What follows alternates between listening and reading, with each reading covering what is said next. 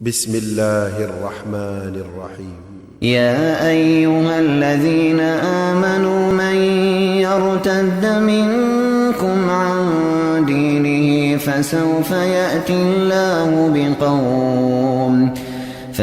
يأتي الله بقوم يحبهم ويحبونه أذلة على المؤمنين أعزة على الكافرين يجاهدون في سبيل الله ولا يخافون لومة لائم ذلك فضل الله يؤتيه من يشاء والله واسع عليم।